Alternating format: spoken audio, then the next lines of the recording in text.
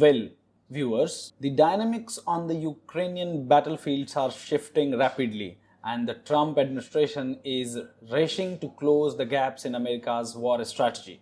When President Trump returned to office, he came with a clear goal to broker a lasting peace in Ukraine.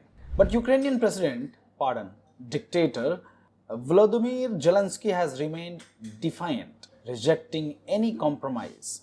Kyiv insists that Russian forces must fully withdraw before peace can be considered. Trump, however, stands firmly against his demand. And now, ladies and gentlemen, the latest move on Trump's desk is enough to send shockwaves through Ukraine's leadership. For the first time since the Cold War, we could be witnessing the division of a major city. Kyiv may soon become the next Berlin. According to media reports, Kyiv, a top advisor to Donald Trump and his envoy for the Ukraine conflict, believes Ukraine could be divided in a manner similar to Berlin after the Second World War.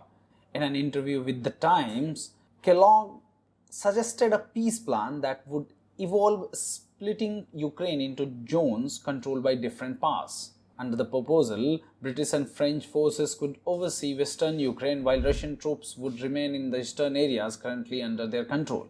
You could almost make it look like what happened with Berlin after World War II, Kellogg said.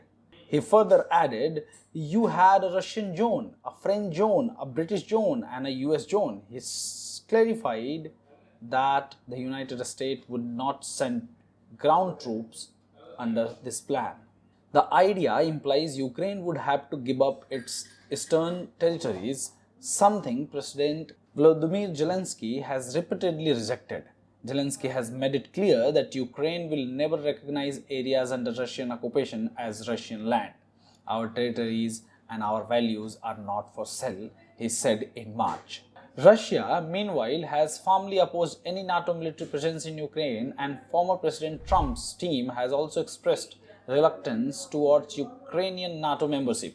Kellogg, a retired lieutenant general, also proposed creating an 18-mile buffer zone or demilitarized zone along the current front lines. You look at a map and you create, for lack of a better term, a demilitarized zone, he said, suggesting both sides pull back 15 kilometers each. He admitted violations were likely but claimed the zone would be easy to monitor. He also said the Dnipro River, which runs through Kyiv and divides the country, could serve as a natural boundary between the east and west zones. British and French troops, he proposed, would be stationed west of the river to help stabilize the area. UK Prime Minister Keir Starmer and French President Emmanuel Macron have repeatedly expressed willingness to send peacekeeping forces to Ukraine to deter future Russian aggression. However, Kellogg warned that the European powers should not count on Trump's full support for their efforts, urging them to plan for the worst case. While Kellogg argued his plan would not provoke Russia, Kremlin officials have previously insisted that foreign NATO troops would not be allowed on Ukraine soil under any circumstances. Meanwhile, Trump envoy Steve Witkoff met Russian President Vladimir Putin in St. Petersburg on Friday to discuss a potential ceasefire. The Kremlin described their 4-hour meeting as a constructive, though no breakthroughs were reported. That same day, President Trump urged Russia to stop its attacks, saying on social media, Russia has to get moving. Too many people are dying in the terrible and senseless war. So, it's clear that a back channel between Washington and Moscow remains active, quietly shaping the next phase of this war.